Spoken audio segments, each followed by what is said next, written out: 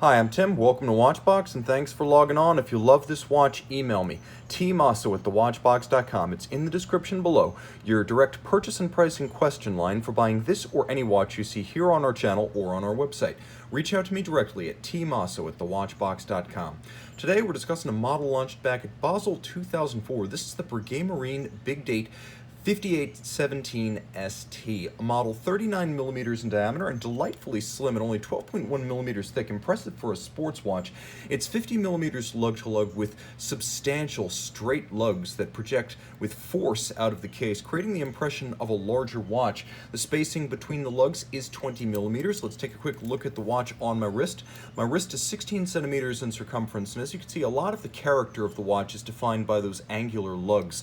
The strap is fully integrated, meaning it hugs the contour of the case, but also matches the slope of the lug, so it has that same all-of-a-piece integrated look that you would get with a bracelet. I can recommend this watch for wrists as small as 14 centimeters in circumference because it is broad across the wrist for a 39, but it has immense presence and great comfort. Let's get a little bit closer, take a look at the hardware and the software, starting with the clasp. The clasp is a full deployment, as you can see, single fold with a handsome combination of polish and satination.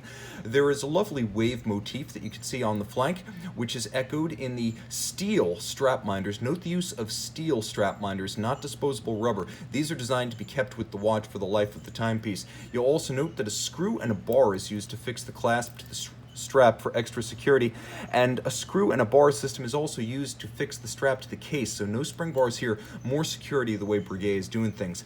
You can see that wave motif on the bottom as well as hollows on the underside of the strap that make it more flexible and allow the wrist to breathe a little bit on a hot day.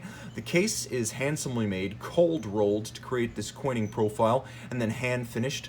The timepiece nicely polished with a double domed bezel. You can see it has that double kick to the stepping of the bezel, roll around, and you can see the crown features that wave motif once again in the crown guard structure. Roll over to the dial side, and the first thing I'll tell you about this dial is it's handmade. This is true rose lathe guilloche, executed on a cam-operated engine, guided by the hand of the guillocheur, who first draws the pattern manually before executing the cut.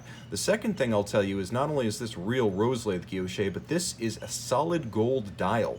It's cut, it's then silvered, and after being silvered, you can see that applique fired blue Roman numerals are applied to the hour track. We have fired blue hands, Breguet style, naturally at center, a loomed plots outboard, loomed hour and minute hand, and then a lovely counterweighted needle seconds hand. The dial has wonderful depth. As you can see, there are several steps outboard and inboard, and there is the double-digit date down at 6 o'clock. Now, the watch features a screw-down crown and 100-meter water resistance, and there's also a quick-set system for the double-digit date. In the intermediate setting position, you have the ability to quickly toggle and set the date. It's a wonderful piece of horological theater in its own right. Now, the watch, being 100 meters water resistant, is a sports watch, and it's also a gorgeous watch. We're going to go inside the case and take a look at caliber 517 GG.